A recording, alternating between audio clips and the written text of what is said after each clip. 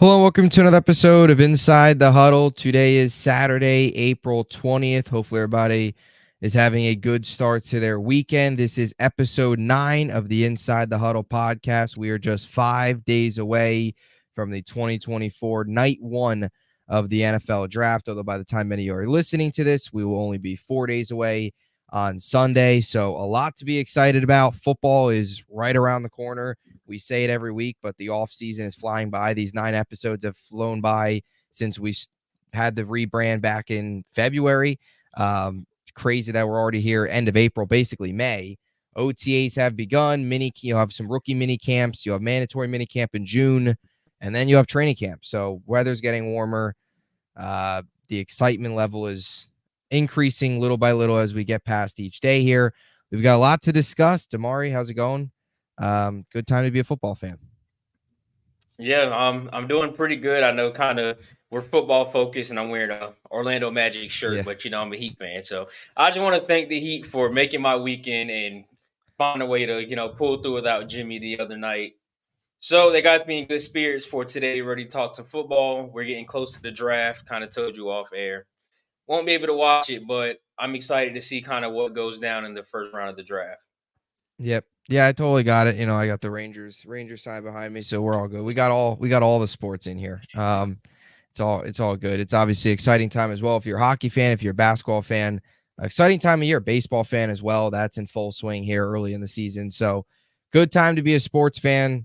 Summer's approaching. That's always exciting.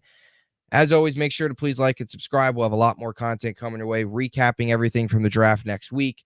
And of course, episodes every single week the rest of the way until the season begins. And then we'll have episodes each week during the season as well. So lots of content. So we're going to get into some draft stuff a little bit later on, but we'll start with 2 quarterbacks today. Number 1, somebody coming out of retirement, Tom Brady.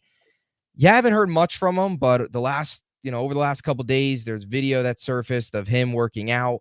And I'll say this about Brady. He is one of the rare athletes in sports that we've actually seen get better as he ages. And that's really just how that kind of entire Patriots dynasty went. Like, that dynasty was at best when Brady was older. In the beginning, it was good. Of course, they were winning a lot, but it was most dominant when he was older and getting more towards the tail end of his career. And I remember each year, as a Jet fan who couldn't stand him, I'd always say, "Oh, he's getting older. He's done. He's done. This isn't his year." And they kept winning. He went to Tampa. And first year there, we all thought he was washed. We all thought it was going to be like a Michael Jordan to the Washington Wizards type thing. He goes there year 1, wins the Super Bowl. We still see him in great shape. Now, he does have the stuff with Fox Sports. The broadcasts are all set up, but he's not opposed. He didn't rule out a return. What are your reactions to this before we get into maybe some of the teams and if this will actually happen? Well, I'm perfectly said. Brady is like a nice bottle of wine, and like kind Yeah. of as he gets older, it Yeah. it gets better. I mean, it's kind of crazy to think we've seen the end of Brady with, like you just said, with Fox going on and some broadcasting things. But there was a few teams. I believe the Niners, one of them, and the Raiders were another one that he kind of mentioned. Like, hey, if I ever come out, these teams got my interest. And just kind of the way the world works, like I won't be surprised if we're talking week 8 or 9, and maybe the Raiders have dealt with so many injuries, and they give Brady a call, and he's just like, "Hey, let's do it." I think Philip Rivers, if I'm correct, was one that we seen that with not too long ago. That was kind of done, and he just came in and got another job and was actually still pretty decent. So, but this is Tom Brady we're talking about. I wouldn't close the door quite yet on him coming back. Yeah, it's definitely it's crazy to think that, he's kind of flown under the radar. I was always wondering how he would do in his retirement, like if he was going to be, because some players, some great athletes, you never hear from them again other than maybe some guest appearances on shows, or occasionally they go to a game. Or there's some guys that are in the media, very active on social media. They're doing appearances everywhere. They're at all these games. They're still documenting their life, and they're all over the place. And Brady, I feel like, has kind of taken that, has flown under the radar. But the whole retirement for Brady was kind of weird, because he retired first, then he came back, and then that year didn't go as planned. Then he retires again, and you still were kind of wondering, did he really, he did have some family stuff going on. You still kind of wondering if he still had the fire in him, but maybe he had to get some things figured out with his family, of course, some off the field stuff. And maybe now he's like, all right, now it's my time to come back. I still don't think he will end up coming back, but you do make a point. We saw last year a record number of starting quarterbacks go down. Not saying that's going to happen again, but if a team like the Raiders, any of these teams, have all these quarterbacks go down, we just watched it with Joe Flacco. I mean, Joe Flacco this year, who saw that coming, of him going out there and leading the Browns to the playoffs? Could that be Brady this year? I mean, I guess it's not crazy to say. I mean, the end, that's why the NFL is king, because it's crazy and stuff like that happens. I would probably lean towards no, but would you probably say if it is the Raider, it would probably be the Raiders? If you've heard some of the stuff, obviously, he's got some of the ownership stuff with Vegas, I think, to buy 10% of the Raiders or something along those lines to get an ownership stake there. So I guess you kind of have a part owner playing, which would be wild. What is your thoughts on that potential marriage between the two?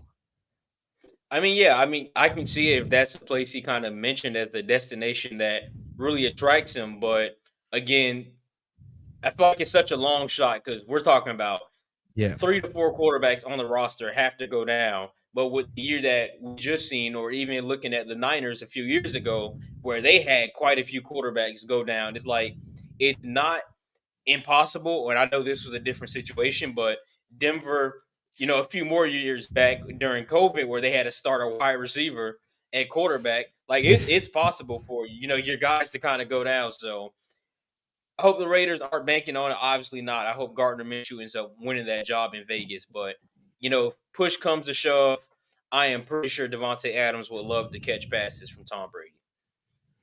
Yeah, it wouldn't be bad career to catch passes from Aaron Rodgers and then go over to Vegas and catch him Yeah. from Tom Brady. Yeah, but I agree. I think we're both on the same page there, where it's unrealistic, and none of us are saying that he's going to go sign a contract in a week and then go be there for training camp and play day one. No, I mean, the Raiders might go out and draft a quarterback, so they'll have Minshew. They've already got Aiden O'Connell. They might draft a quarterback. You mentioned it. It's going to take 3-4 quarterbacks to go through for him to get a chance to go play there, which is very unlikely. But it's always a story to keep an eye out for. And if there was ever a player to retire, come back, then retire again, and then somehow have a miracle run and win like a Super Bowl, if there was ever a guy to do it, it would be Tom Brady, because he's just crazy. He kind of did it in Tampa. Everybody ruled him out. Year one, goes in there, wins a championship with Antonio Brown on the roster, which is wild in itself. Of course, you've got Gronk as well. That team, in a way, was like an old age home, and they won a championship against Patrick Mahomes and the Kansas City Chiefs, which now we're looking at as one of the modern day dynasties. It also, maybe this is Brady too, seeing all the talk about how Mahomes is going to overtake him, and now he wants to come back and win another Super Bowl to make it a little bit more difficult for Mahomes to get to him. I will say this, though. Vegas is probably the most likely scenario. San Francisco has always been connected to him, even going into last year and the year before that. Just to California, they've never really, the whole quarterback situation there was kind of odd. Now they've got Purdy. I still doubt that it'll go to that anything would ever happen in San Francisco, because they've got Purdy. I just don't see the fit. I know the report came out that they offered him to come back in last off season, and he would have actually played over Purdy, which I never understood. That I would have. It's kind of the Stuck whole it out Purdy thing, and with Purdy. yeah, um, Yeah. there was that report that Shanahan asked him to come back, and he would have gotten the starting job right over Purdy, which I never understood why Niners fans. There's some Niners fans out there that still are trying to find like upgrades over Purdy. Like, Purdy's perfectly fine, you know. Um, I don't know. Vegas is probably the most likely scenario. I mean, unless if he goes sign or goes elsewhere, but it's an interesting story. Brady will always keep you on his heels. Very unlikely. I don't think it'll happen, but it is Tom Brady. I guess anything's possible. Now we move on to another quarterback here in Zach Wilson. Not at OTAs, still looking to be traded, still not dealt. There's a good chance by this time next week, maybe he isn't no longer with the New York Jets, but before we get into some more specifics, what are your thoughts here on Zach Wilson? The drop-offs in quarterback that we just went from Tom Brady to Zach Wilson is a wild drop-off, but here we are. What are your thoughts on the Zach stuff? It's really just time for him to get out of there. I mean, he had a very rough year, some very, unfortunate situations this year. He's won some big games for the Jets this past year, but I just think it's a relationship that's too broken to be back up. And I know a lot of teams, some teams have out and like, hey, look, we're not wasting any picks or wasting anything to bring Zach Wilson in, which I think says a lot about how he's viewed around the league. I mean, he had a very bad year that unfortunately you had to witness for 17 games. I just I don't want to be the one to say it's looking like his career may be kind of coming to an end, but I feel like we're in another Josh Rosen situation. Guy come in high hopes, supposed to change a franchise, and now he is looking for a job and might end up being a journeyman. I kind of feel bad for Zach, but then again, I guess that shows you a nice throw in some shorts at pro day does Yeah. not mean anything for your career. It's tough. Yeah. Yeah, that pro day throw will forever be engraved in Jets fans' brains for setting the future or setting the organization back a lot. Yeah, I mean, look, and that's the thing is when Jets fans have said it, you just said it. When we say he's not even good enough for the NFL, he's CFL, UFO, whatever it is, and we're not trying to be joking around. Really, it's true. Like he is not a NFL quarterback. He is terrible. Worst quarterback in football. He can't read a defense. We saw what he did last year. He was awful. Legitimately, he's not an NFL talent. Like when Darnold was getting dealt, Darnold, you can at least point to reasons why he failed. He also wasn't as bad as Zach. I mean, Darnold was able to throw 18, 19 touchdowns. He wasn't he didn't have 23 touchdowns and 25 interceptions in 3 seasons. He threw a lot more touchdowns.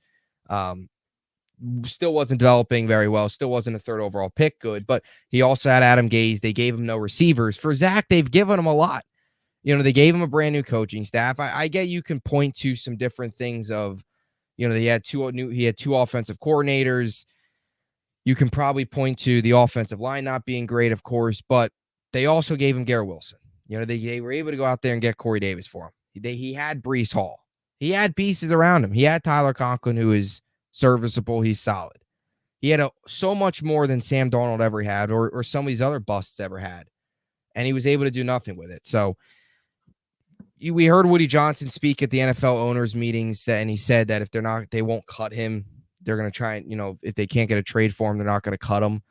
I just think he's saying that just because why reveal that you're going to cut him? Because then nobody's going to go out and trade for him because all of his value is all of a sudden lost. If they know they can get him for nothing when he's cut, then they're not going to go trade for him. So I think that's some of it. But there are some Jets fans. There are some people now that they're like, oh, is Zach going to come back? Zach, there's no chance you can throw him into that locker room again next year. Would you agree with that? Yeah, no, we just seen, and I know we talked about it before, but I just think it got to the situation where a lot of the guys in the locker room just didn't care to be around him. Kind of all the fun was sucked out of the season when he kind of stepped in there. So if I'm the Jets, best bet is like you said, just deal him, cut him, kind of go draft a guy late fourth, early fifth, just to sit behind Rodgers for however much amount of time, and just start fresh with somebody new. There's no way I would bring Zach back in that environment, especially in this market with the expectations. Because if Brady goes, I'm sorry, Brady. Rodgers goes down, it's gonna be Zach again, and it's just not a good fit for him at all. No. Yeah, it's not. It's just dumb for both sides. It's a lose-lose. We oftentimes talk about win-wins for both sides. This is a lose-lose. For the Jets, you keep a guy that is never going to be the answer there as your third quarterback when you could instead just draft a quarterback on day 2 and day 3 and have him fresh and develop. And then from Zach's perspective, he's just wasting years on his career. He knows he's not the answer here. So what's the point in sitting for a year in this system, learning from coaches that you're never going to be productive with, learning from coaches that you're never going to start another game for? It just doesn't make any sense. The whole timeline is not there. I know there's some people that say, "Oh, well, Aaron Rodgers hurt. This was never the plan for Zach." Everything got pushed back a year. Zach, I mean, even at that point, let's say Rodgers plays 2 more years, then the Jets are gonna have to make a decision on his 5th-year option. It's just you got to get rid of him. If it means cut him and absorbing his $5 million cap hit, that's not great. But you're just gonna have to eat it and move on. I mean, he's played 34 games and he's been the worst quarterback in football. He's gotten benched for Mike White, Chris Streveler, and Tim Boyle. I mean, those 3 names in itself might be worse than his actual on-field play. He's getting Am I benched missing? by those Am guys. I missing one? Was Trevor Simeon one of those options that he also got benched for? Yes, Trevor Simeon. Well, Trevor Simeon came in. Trevor Simeon, Boyle got benched, and then Trevor Simeon came in for Boyle. I'm still counting it because I mean, Yeah. to Well, I mean, after yeah. I Boyle, mean, it's if you got Zach and you got Trevor Simeon, and you're just like you're looking around the bench and you're just like, I need Brett you to suit Rippin. up. That's a bad look. Yeah, That's and some then they bad signed Brett looks. Rippin. He didn't play a snap. They just gave him a locker, gave him a uniform. Oh, Trevor Let him Simeon, sweat a Tim little bit. Boyle, whole cast of characters. Uh, yeah, last year will permanently scar Jets fans for a while. I always say it. I will not get over the Aaron Rodgers injury until he actually plays like a full season, not just 5 snaps, full season. You know, yeah, Zach's terrible.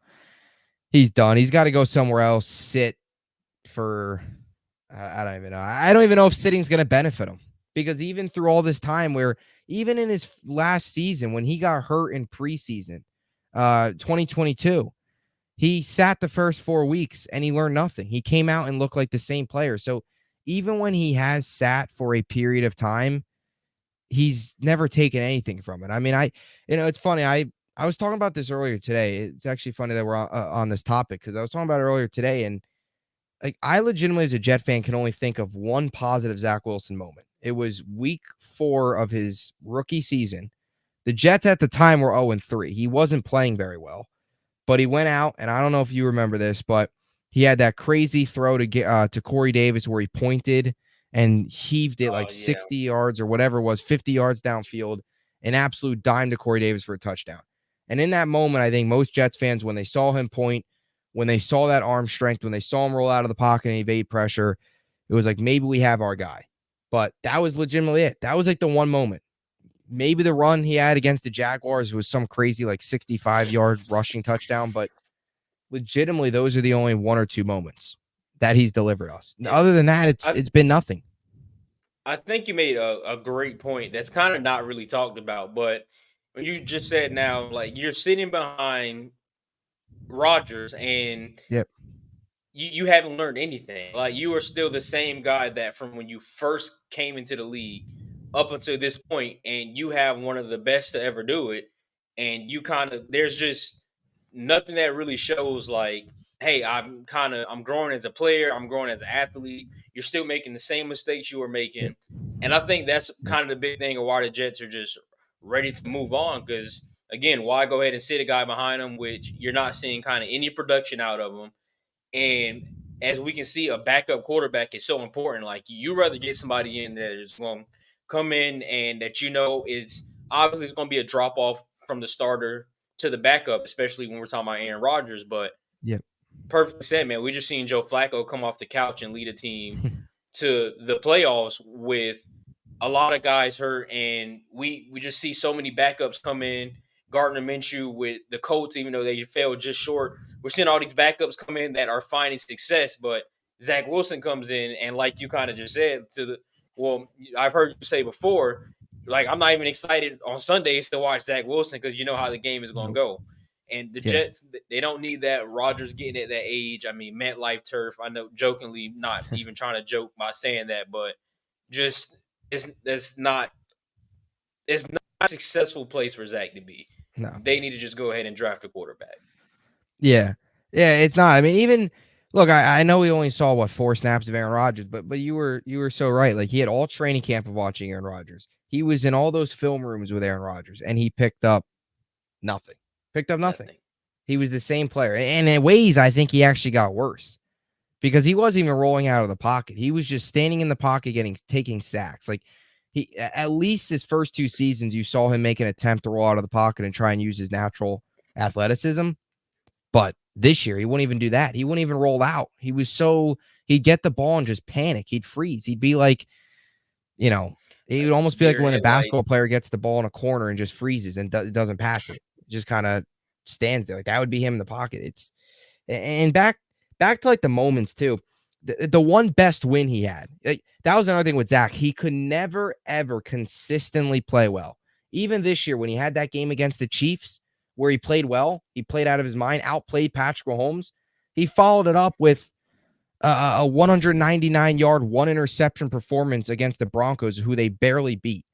Like, and then Who the even Dolphins last put year, and 70 on. yeah, yeah, exactly, So exactly, a yeah, bad put defense. 70 I on know him. now. I'm not trying to say it jokingly, but a bad Yeah, defense, a very bad defense. yeah, yeah, exactly. They're awful, and he couldn't do that. And then you go back to 2022. I was actually in the building for this game.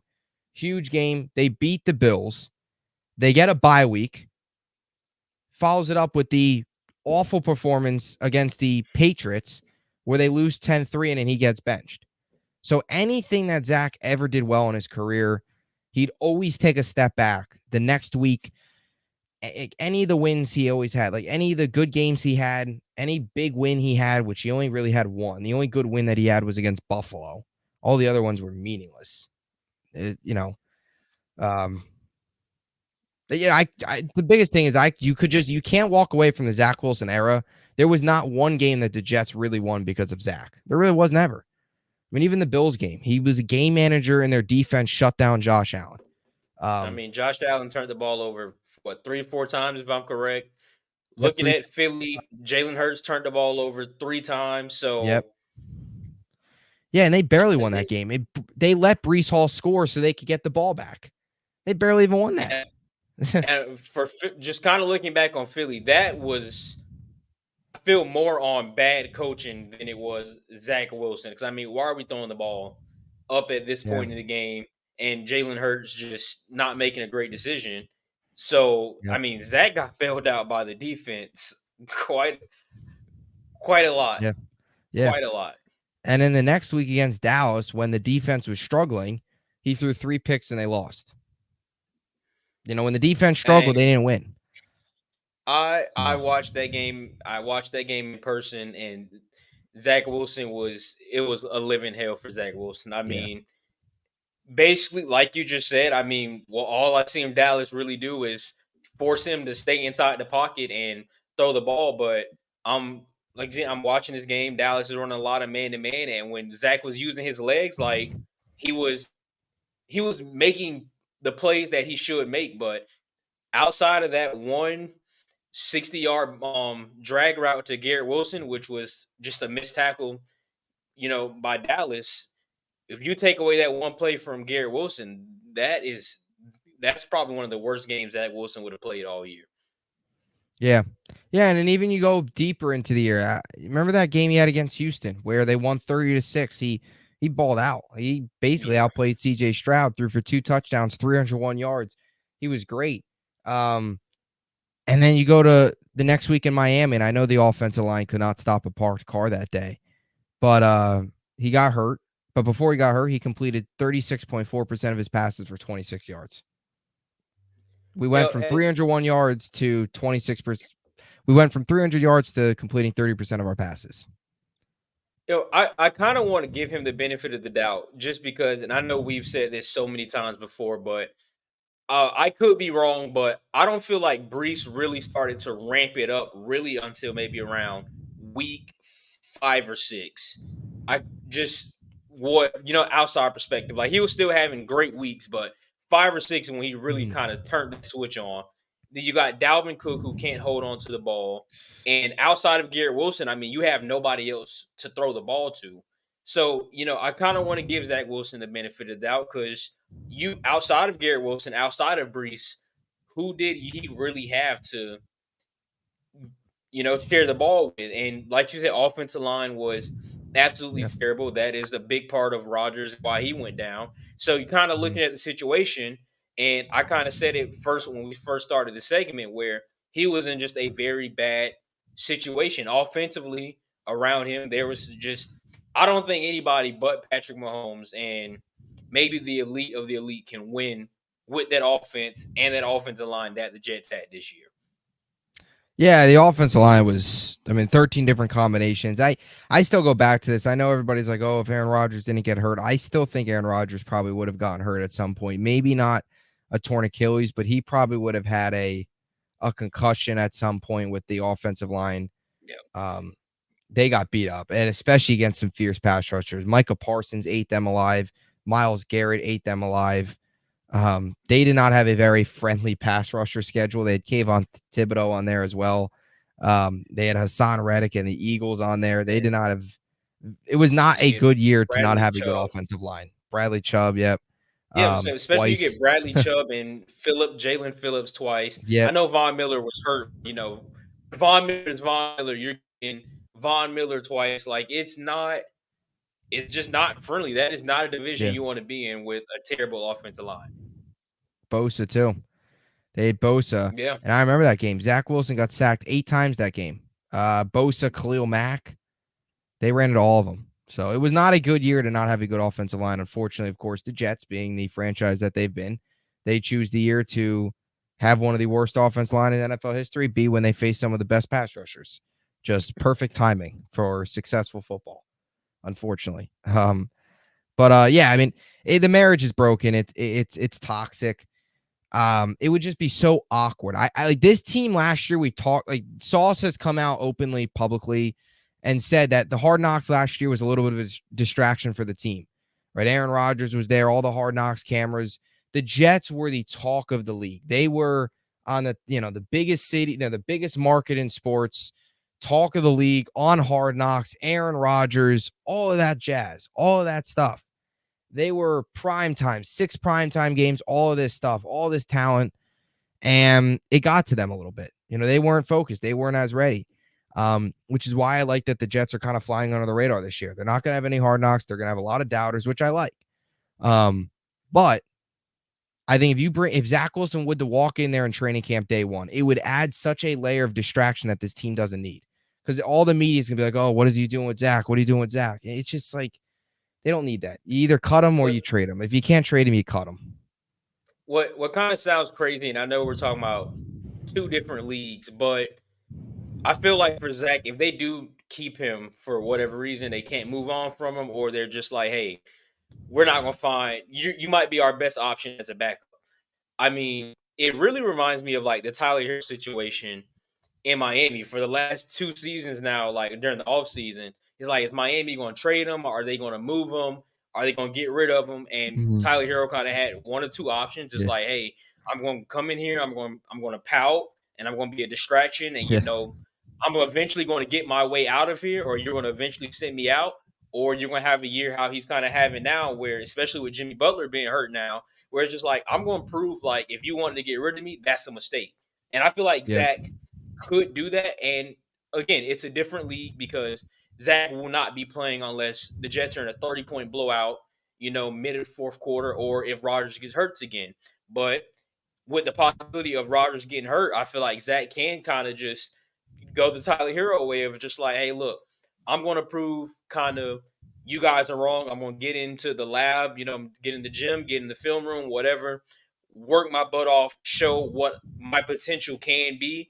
And I can see that happening for him, but it's kind of on him. He can't let the outside noise get to him because when that report kind of came out where, and I don't know if it It was is. confirmed or if it was true, but when the report came out, it was like, hey, Zach Wilson's like, hey, if the job is mine again, I'm not taking it. Like that is a Yeah. loser's mindset, and you're an NFL quarterback, dude. Come on now, Yeah. like you can't do And that. You can't. and that's why I think like a small market would just be best for him, because you can't have that mindset in New York. You just can't. Yeah, You know. Um, I don't even know who the small market would be. Like Denver. I mean, I don't even know if Denver we can even I don't really think Denver's gonna consider want a him. small market. I mean, from John Yeah. Elway to Yeah. Peyton That's true. Manning, like Yeah, I guess I was more saying. I guess I was more. They're not really small market. I guess I should have labeled it as more of a like bad teams. Like Denver would be Maybe a bad and team. yeah, Denver and Maybe a Arizona, Carolina, maybe but I mean they're yeah, small. somewhere They're where small like and bad. yeah, yeah. So, I mean, Somewhere in just the bury them in the NFC South somewhere. yeah, Put them on like perfect. That I think that's perfect. Somewhere where the just Saints. yeah. We you could have what the we you could have had the almost Jets quarterback room. Derek Carr and Zach Wilson in New Orleans. That'll be a for sure 6-win team next year. I don't even. That Saints team is. We're not even gonna get on that Saints team is bad. Oh, that We're not even gonna that get that has into got it. to be the most boring team in the NFL. That's a bad team. That's a Very terrible boring. team. Now, so on the note of boring, this actually perfectly segue into our next topic. Not boring is the new Lions uniforms. These are awesome. I know there's been some media stuff. We'll pop them up here on the screen. Here are the new Lions uniforms. So you've got the all black to the left, of course, blue, the home ones, and then of course you've got the white ones which Jared Goff is wearing.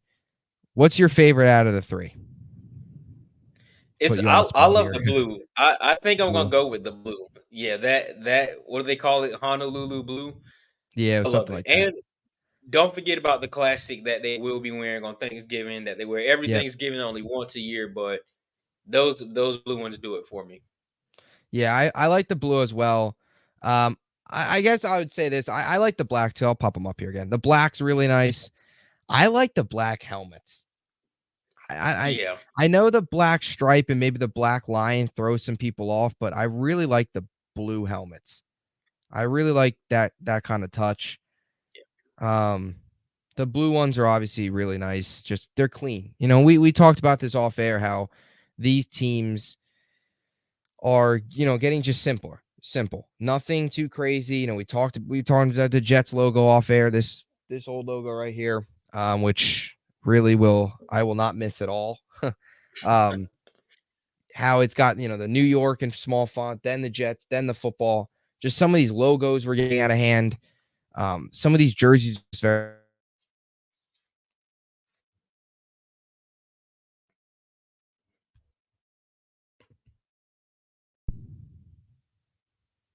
I'm sorry, it was kind of Yeah. lagging there. Sorry about that. Yeah, I think it was lagging on my end too. Did you catch the question, or do I No, you what want was me the to repeat it? question?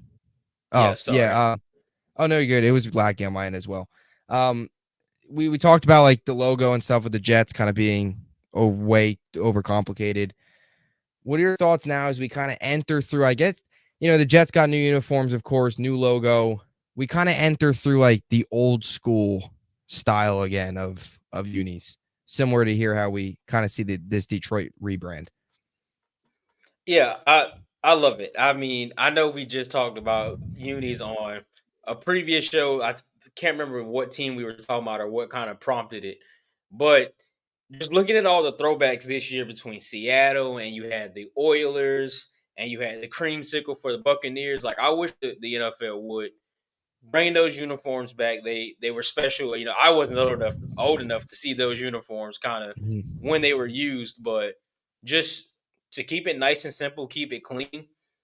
I think that's the way for the NFL. Like I know Tampa's one that kind of comes to mind when they're like they had their old classic and then they went to those terrible whatever that was on the sleeves, and that didn't even last long. They were just like, no, we're not doing this. Let's go back to simple, and you can't go wrong with simple. I love it. Yeah, I agree. I think we were now that you mentioned last stream, I think we might have been talking about the Titans, the Oilers. Yeah, I Oilers. think Those are some great uniforms. those are nice. Those are awesome.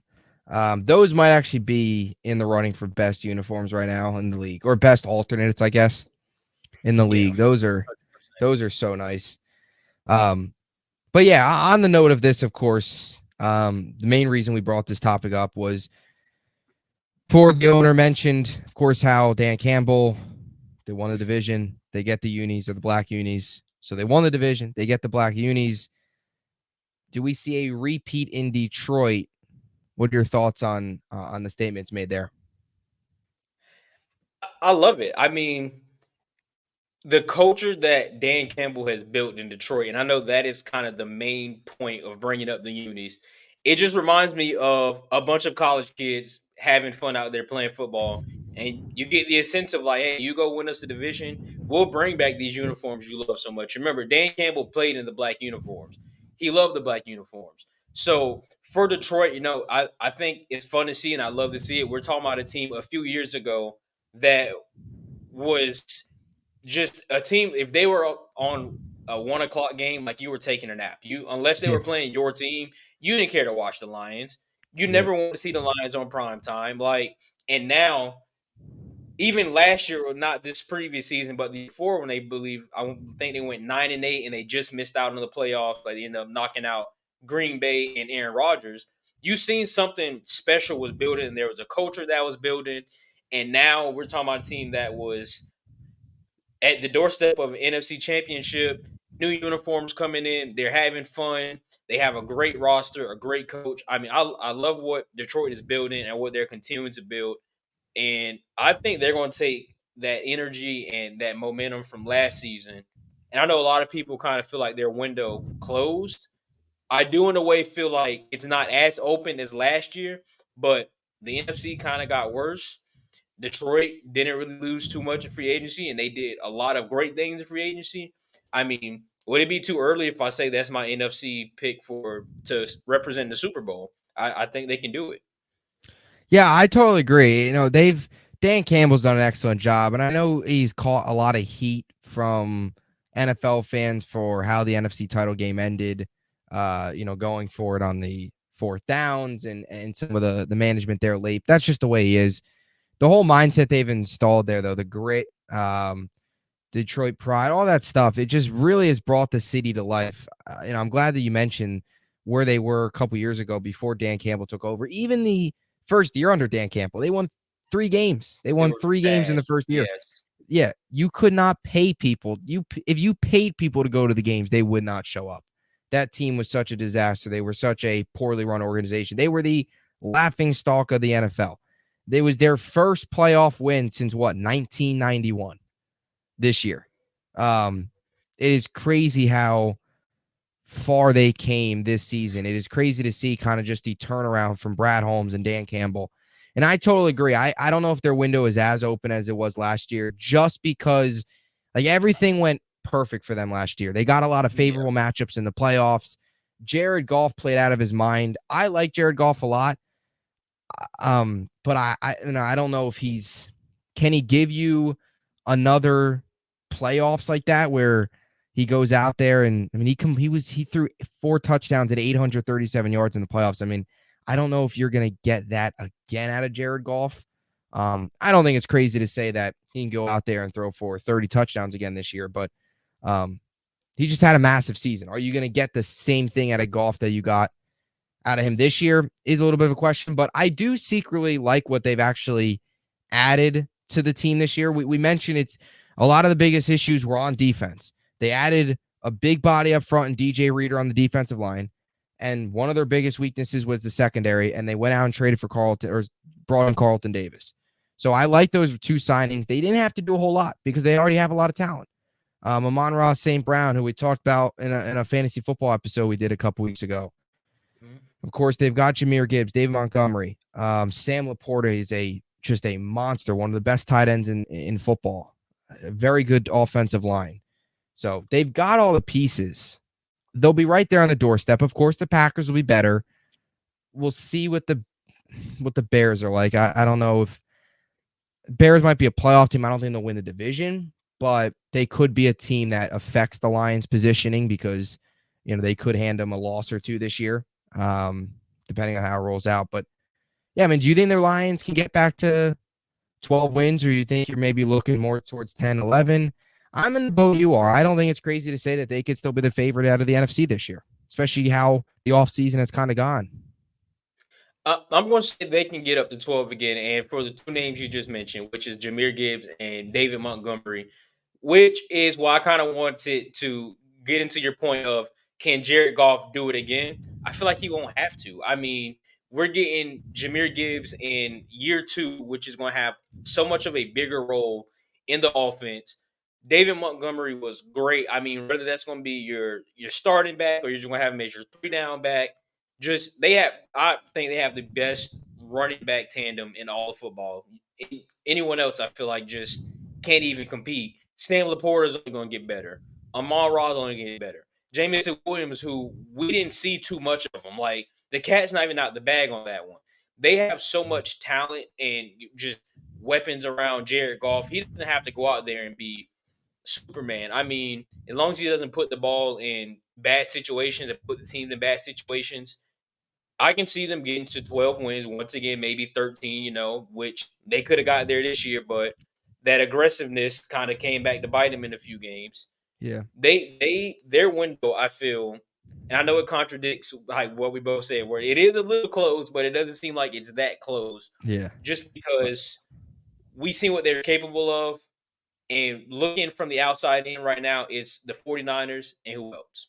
Just Detroit. Yeah. I think they Yeah. win a division. The Bears probably give them, like you said, Bears might give them a little bit of trouble depending on how Caleb Williams goes. Packers probably give them some trouble, but I think Detroit, they're capable of doing it. Yeah. I mean, they're in terms of window, not as close as Buffalo. That's for sure. Definitely not as close as Buffalo. No, Theirs is no. theirs is shut, locked, Shut, sealed. Whatever you do to your windows, theirs is closed. shut, locked, and super glued at the bottom. Yeah. That Yeah. that's is There's no and opening it. and you put wood over the windows for Yeah. hurricane protection. Like it's Yeah. Buffalo. I know that's not happening. Yeah. That's not They are. happening. Yeah. They're done. Their window. So yeah, I agree. I like the point you brought up there about golf. I guess it's tough. It's a very controversial subject these days. How we define game manager. Some Man, people call him yeah, Brock Purdy a game manager, but like in a way, you kind of only need Goff to be a game manager. You mentioned the turnovers. The one thing that he can have problems with is turnovers. He did have 12 interceptions last year. He did have that stretch of games where he was turning the ball over. He had that one game where he turned it over 3 times when they barely beat Chicago. And there was that other game where they lost to Chicago. I think he had 2 picks. And then he had that game too, I think, against Dallas when they lost. He had 2 interceptions. I know that game with the 2-point and all that craziness. But he had 2 picks in that game. Like there was a stretch of games where he was throwing, a lot of bad interceptions, crucial interceptions. That's the biggest thing is he'll go through those stretches, which, like you said, as long as he's safe with the ball, and if he knocks the turnovers down to, let's say, 8 interceptions this year as opposed to 12, and then he throws 28, 29 touchdowns, even 25 touchdowns with the run game, Gibbs in year 2, Dave Montgomery being that perfect, like, short yardage red zone back. There's a lot to like. That running back tandem, I'm glad you brought that up. I don't know if you can think of any other better ones. Like I was when you brought that up, I was trying to think off the top of my head any other better ones. I mean, they combined for 23 touchdowns rushing last year. The only one I can maybe think of in terms of actually getting into the end zone is maybe is Miami with Mostert and yeah. I was gonna Achane. say Mostert and A Yeah, Chain. That's the only one I can it's the only possibly one. think of. But other than that, there's not a single team that is Yeah. on that level that they are on. Yeah, I'm trying to go. I've been going through like the divisions. I can't think of any. It's just that Miami one, which is they're awesome. They're nasty. Those are, I think, the only two. Really, are the only one you can make the argument. But you can honestly say, I mean, it's tough because Achan's Well, young too. Both units are going to get better. Cleveland with Kareem Hunt Yeah, and Nick a Chubb, healthy but Chubb. Yeah, it's a good I one. still don't know if they are. I don't even think they're better than Mostert and A Chain. That's just No, me. I know Nick Chubb is like up. He's top of the top, but just looking at if we are still considering Gibbs as RB2, Gibbs and I think 18 are both better than Kareem Hunt. yeah. I feel like it was a little bit of a different dynamic they had in Cleveland. I feel like Hunt was kind of that more of a pass catcher type back to complement Chubb as just your workhorse. I feel like Miami and Detroit are just 2 great running backs. Like 2 guys that you And could just get to the end zone. They both, like, all 4 of the running backs, Mostert, Achane, Gibbs, and Montgomery, all have potential to go off for 1,000 yards. And You know? there's one more that made me think, and it's a possibility, but Jonathan Taylor and Zach Moss. I feel like that is Yeah. another one that's very underrated.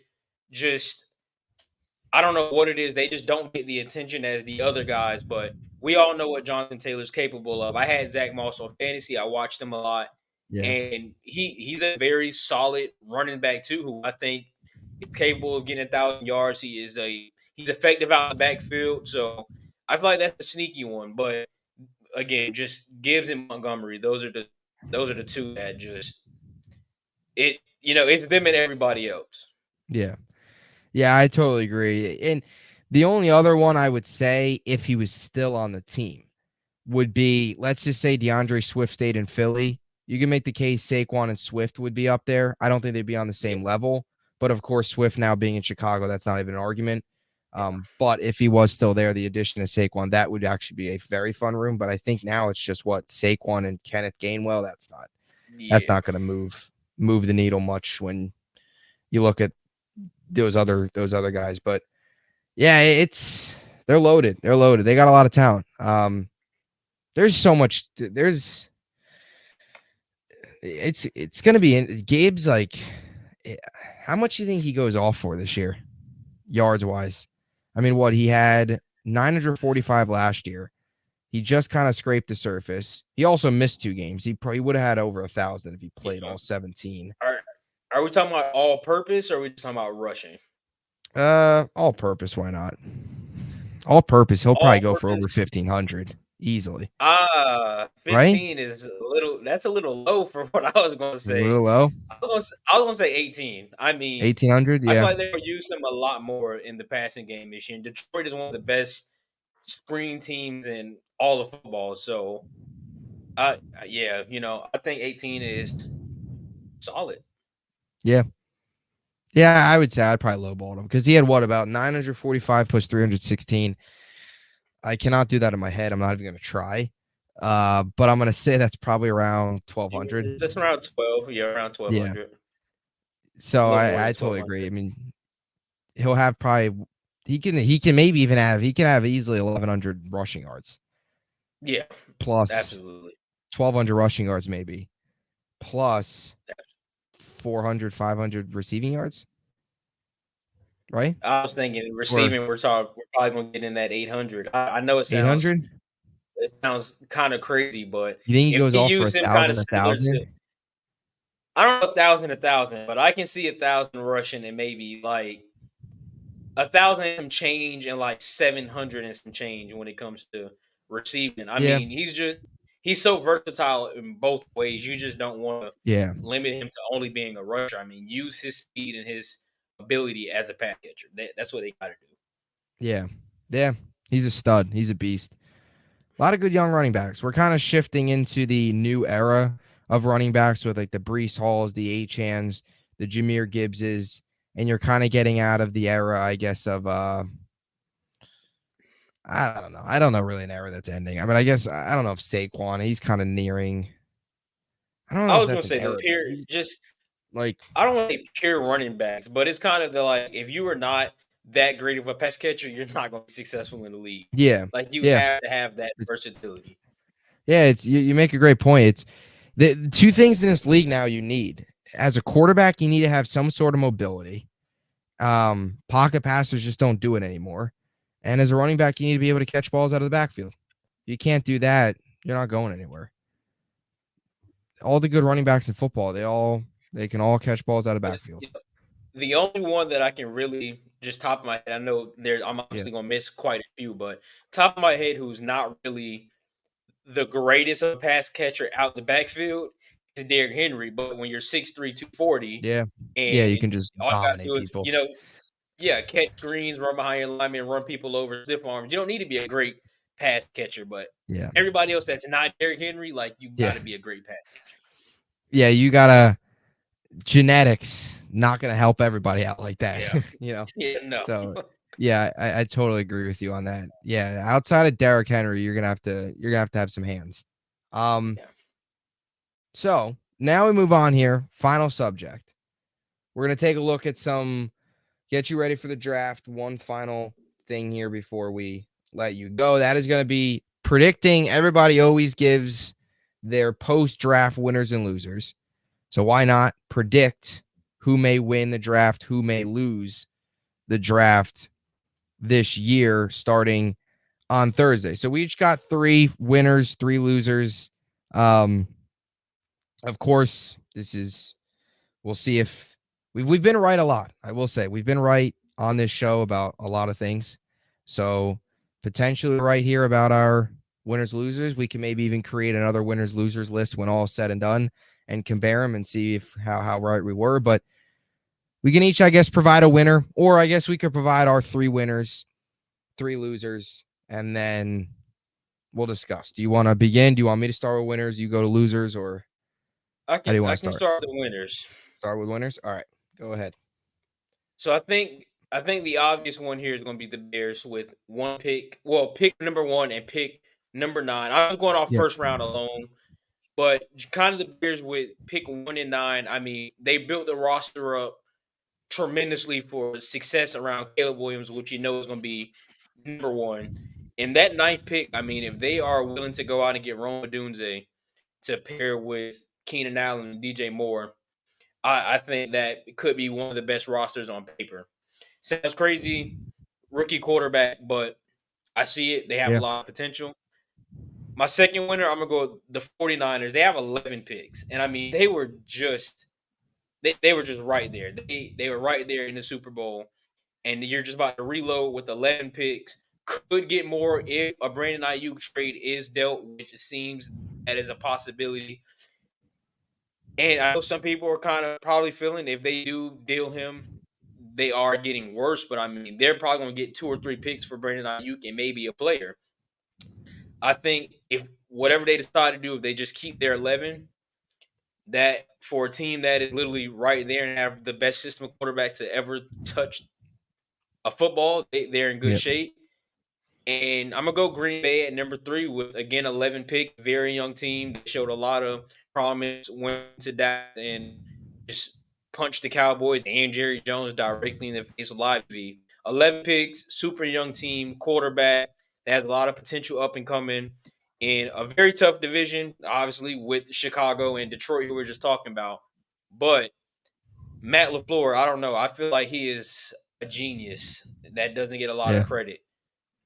Those 3, I think, have the best bet of being a draft winner. Yes, I like those 3. I definitely the Bears one's obviously solid as well. The 2 picks. Not many people are talking about that 9th pick. They can do a lot of different things too with that 9th pick. You Lots. also already mentioned, of course, the line or the pieces they've already got. Keenan Allen, DJ Moore, all those guys. So I'll go winners here as well. I'll start with the Rams at number 1, or not really number 1, just one of my 3, no particular Yeah. order here. I'll go Rams.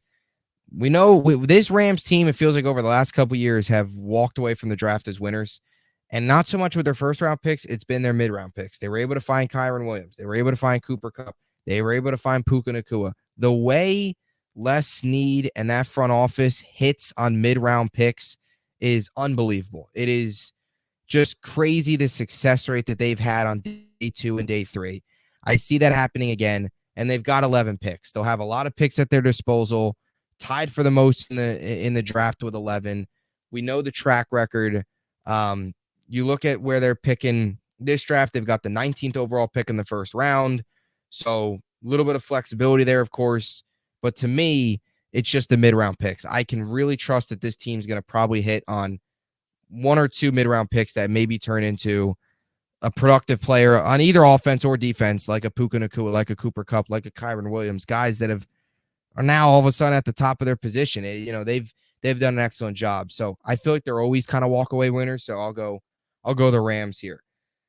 Another team, this is going to sound crazy because we were just talking about them a little bit ago, but for one particular reason that I could see them winning. Now I could also see them being losers as well. The Bills. And this might sound crazy because we just talked about how their window is sealed shut, hurricane ready, which I still agree with that.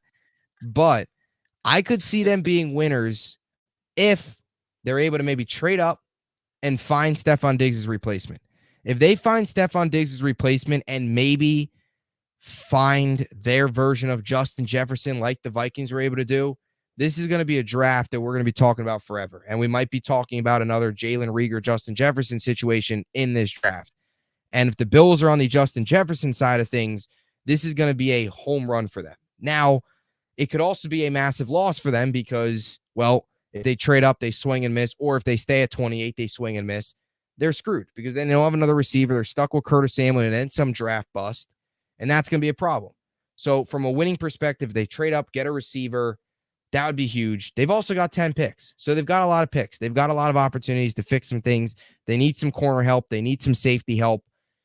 They've got a lot of needs, but they've got a lot of picks to fill. If Brandon Beane can hit the right buttons, the Bills can get better. Now, they are in a reset year. All of these young guys aren't going to come and play well. So by no means am I all of a sudden saying if the Bills go out there and find a good safety, a good corner, and a good receiver, they're all of a sudden going to be back in the Super Bowl. No, because we're going to have no clue what these guys are. It's year one. They're going to have to develop.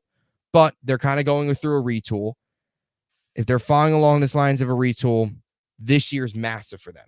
And if they hit a home run in this year's draft, this retool can maybe go a little bit quicker than maybe what some of us expect. So I'll go Bills there. Now, number 3, I kind of have a tie. I guess I got to ask you about this too. It's really tough between the Vikings and the Cardinals. And the reason I say this is because the Vikings and the Cardinals both have 2 first-round picks. Cardinals at 4th overall and the 27th overall, while the Vikings have the 11th overall pick and the 23rd overall pick. So they both got 2 first-round picks. Both picks, well, for the Cardinals, one of them comes in the top 5. For the Vikings, it's right outside the top 10. So both are up there. And you've also got 2 picks in the 20 range. Overall, the Cardinals have 11 picks. Vikings have 9. So I'll go with the Cardinals here just because they've got more picks. They have a good chance that Marvin Harrison falls to them at 4. Maybe they finally find their number 1 wide receiver of the future for Kyler Murray. They've also got another pick that they can use in the first round as well to pick up maybe another piece on offense, or, of course, maybe more pieces on, defensively, whatever they decide to do. I would not be shocked if the Cardinals, I don't know if they would do this, but if they double up on receivers in the first round, because they have no receivers right now. If they would to go out and get Marvin Harrison Jr. and maybe add is that crazy, you think? I don't know. Like add a Troy Franklin too, or a Donnie Mitchell and Marvin Harrison Jr. Because they don't have anybody. I don't think so. They don't have anybody whatsoever. Kyler Murray needs weapons. Yeah. Why not double up? I mean, this is a deep receiver class, so why not?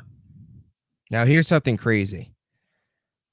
They do have Trey McBride was solid, I thought, last year. He was promising. Yeah. He came along. My thought there would be flawed. If they were to get Marvin Harrison Jr. and let's say trade up to like 13 or 15 or something, get Brock Bowers. If they didn't have Trey McBride, that would be in the equation potentially, but I don't think it's going to happen. Either way, they need a lot of talent. They've got 11 picks to do it, so I'm going to go Cardinals. So my 3 winners, Bills, Rams, Cardinals. Now we go. Any thoughts on that? I like the Vikings one. I also had them in there and I ended up taking them out, and I put the Packers. Mm-hmm. And that's kind of just looking at their roster. We know they definitely need some help defensively, which is the biggest problem for them. But just offensively, I mean, you get a solid quarterback in there. I know they're going with Sam Darnold kind of as the starter, but with the weapons offensively, and you said they had 2 first-round picks. I mean, you hit 2 gems, whether that is quarterback, offensive lineman, or quarterback, receiver, something like that, which they don't really necessarily need receivers, but or tight end, quarterback, running back, kind of just something along those lines. I like what the Vikings could possibly do. Yeah. Yeah, they've got a lot of pieces that they could potentially bring in. I mean, you love the saying, if you're a general manager, they could kill 2 birds here almost with 1 stone, where you can knock out a quarterback and then go out and get another player on defense. So they definitely have a lot of picks to their disposal. So did you want me to start with losers here since you went winners, or did you want to keep going? I can start. Yeah, I can you can start. All right. Yeah. Sounds good. So 1 and 2 are just together, both simple. I got the Broncos and the Panthers. Both of them only have 6 picks in the Yeah. draft. Both have absolute terrible rosters, laughing stock of the NFL. I mean, these two can be we can be talking about picks. Both of these teams have 1 through 5 pick next year to start the draft. Like these Yeah. teams are going to be bad. They are going to be awful. And with only 6 picks, we've seen how the Panthers kind of went. We've seen the whole controversy in Denver. That's just not a winning situation for either organization. So that's gonna be my 2 losers. I'm sorry for the season ticket holders. So you're gonna have to watch your team win 4 games. And 3, I'm gonna go. Oh, Jerry Jones and the Cowboys. I mean, pick 24, but they have too many positions they kind of need to cover. You need a center, you need a tackle, you need a running back, another receiver. Like I just don't see a way where you address all those needs in this year's draft. And Yeah. kind of what I've witnessed with Dallas my whole entire life, either you're gonna go get you a CD Lamb, a Trayvon Diggs, a Micah Parsons, where you're going to perfectly just hit the draft, and find you a gym that brings you instant success, or you're going to go in your war room and you're going to look and say that Taco Charlton guy, that's one we knew in our team. That Mozzie Smith, that Luke Shoemakers. Just stay away from Michigan guys. So for Dallas, I kind of don't really have any faith with that 24th pick of what they're possibly going to do, but too many position needs to fill. So we can be seeing them just completely miss, which they usually don't miss 2 drafts in a row. In a row, last year's was absolutely terrible. They could find a way to win it this year, but I have no faith in Jerry Jones whatsoever. So that's going to be my next loser, number 3. Yeah, Taco Charleston, isn't he? He's on the Birmingham Stallions now of Yeah, the UFL. Maybe Zach Wilson will join them soon. yeah. I think Burnson's set at quarterback. I don't think isn't don't they have what's is it Oh yeah, I don't Jordan? I even. think that's their quarterback who played at was it Ole Miss? I think that's their QB. Yeah, the Can't remember his last name, um but he had a hard pronouncing last name, but he was definitely the quarterback at Ole Miss for some time. yeah, I gotta get this Yeah, up. I believe that's the What quarterback. was his Or name? is it or is it the FIU quarterback? Sam. Last name was No, like wait, what was his? No, what was? I gotta find this. This is gonna annoy me. yeah, I think that's who they got. Pro Football Reference. I probably should just Google instead of looking at Ole Miss's Pro Football Reference. I probably should just Google Birmingham Stallions. Yeah, let's see what 2020 their was he quarterback is. 2022? What Did he year he play? came out of Ole Miss? Yeah, No, I think it was before then. Birmingham Stallions quarterback Matt Corral. Matt Corral. That is not who he He is played. though.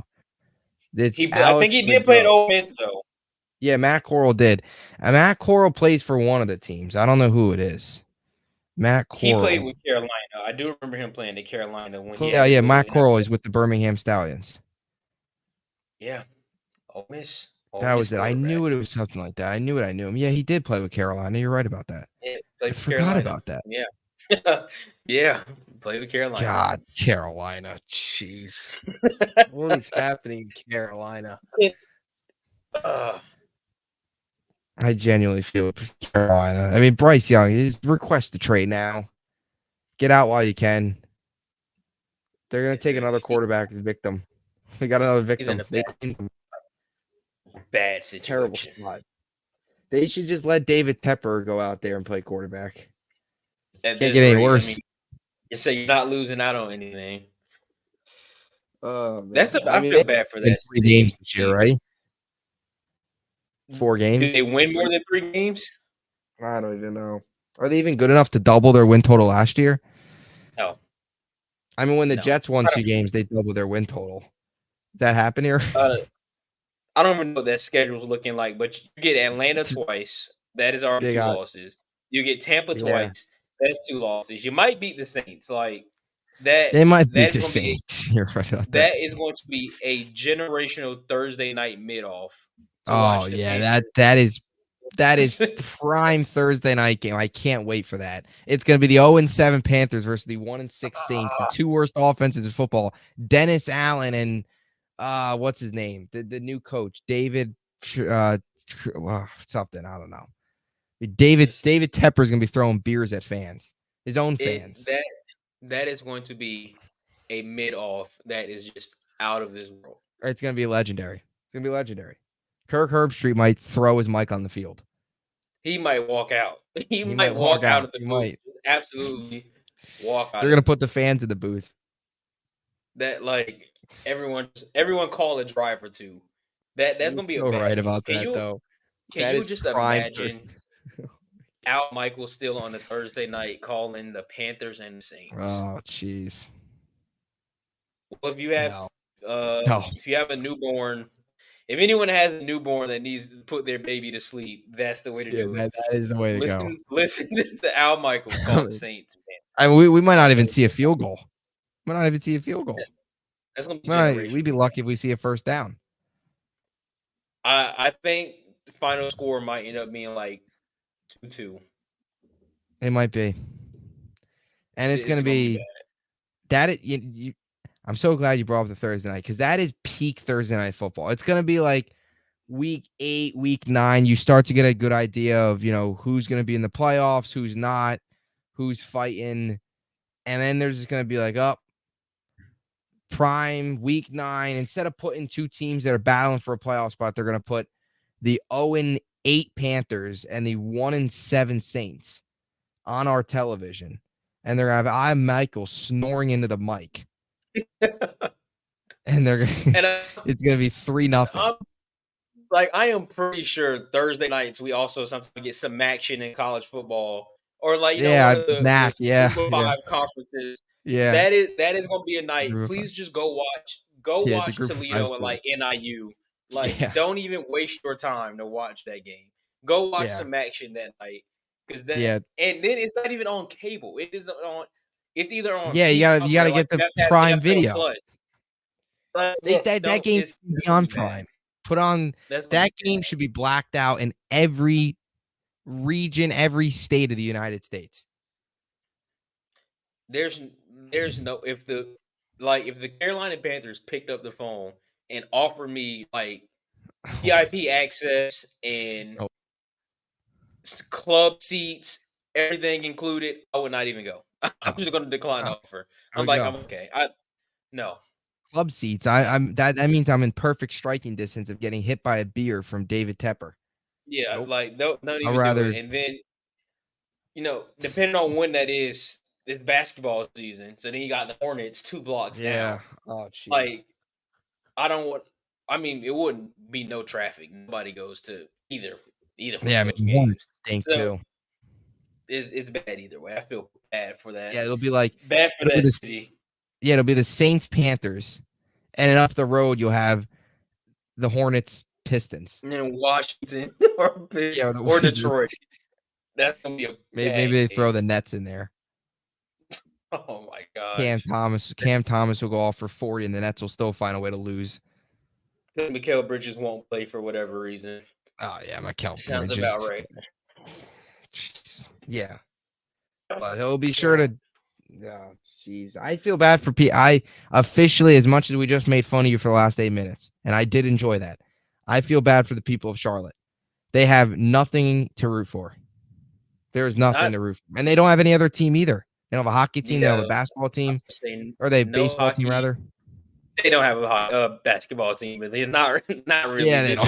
just Yeah, I mean, who are we kidding? The Hornets aren't even a part of the NBA. They're the G League. that is a last chance you organization. If you That know, is you know. last I'm chance. not Yeah. even gonna get into it, but that is last chance you. Maybe Jonte Porter can get a second chance and Yeah. go to Charlotte. I don't know. It's bad, it's bad over here. I have a conspiracy theory. David Tepper bets against the Panthers, and that's why they suck. He tells the team to lose. It's fixed. I mean, if it's going to get him more money and more money and more money, why not? Yeah. And it doesn't look outrageous. They suck anyway. So I mean, God, they are just so bad. What happened to them? How did they get to the Super Bowl? How? just a few years ago they were 15-1, and Cam Newton was dabbing on every single opponent that they played, and Yeah. now fans rather go to McDonald's and get a large fry and a big chicken instead of a Carolina Yeah. Panthers ticket. You get It's better bad. value. That is true. A One lot thing better is gonna value. get you, one thing is gonna get you full, and you're gonna be okay for the night. The other one is a long drive home, and you're questioning why you live in Charlotte. Yep. Long drive home. It might rain. You're gonna be all wet. You're In Charlotte, gonna catch on top of that. bronchitis. Oh, that Oh city, man. man. That I city. don't know Only why thing anybody would good. want to sign there. They play. They play. I They don't know. play in front of 10 fans. And you remember when like years ago where Cleveland was the laughing stock, and as a punishment, if you wanted to trade, we're gonna send you to Cleveland. Carolina is Yeah. that new team. That's why Yeah. Deontay Johnson ended up in Carolina. Yeah. Yeah. Yeah. It's like a punishment now. It's like if you do something wrong in the NFL, you got to go to Carolina. Yeah. That's yeah, man. I mean, Bryce Young's done. Andy Dalton. I mean, why would Andy Dalton? He seems like a smart guy. Why in the world does he want to be with the Carolina Panthers? I'd rather be retired. He could be retired doing nothing. Instead, he's got to sit as a backup in that dysfunctional organization behind a quarterback that's, I don't want to call him a bust yet, but had a terrible rookie season. Like, what are we doing? Nothing. Anyway, back onto the draft stuff. I actually had two teams very similar to you.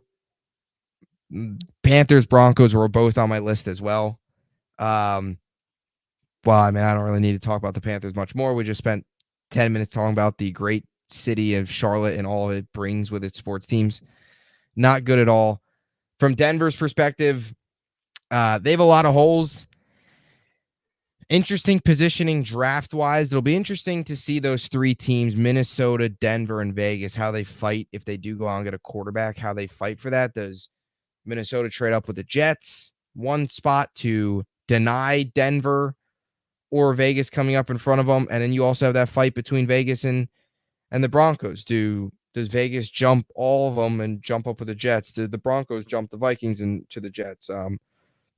It'll be interesting to see kind of how it all ends up playing out with those three teams. But look, the Broncos have not drafted well from a quarterback perspective. They have not been able to find their quarterback since Peyton Manning. I don't know why all of a sudden this draft it's any different.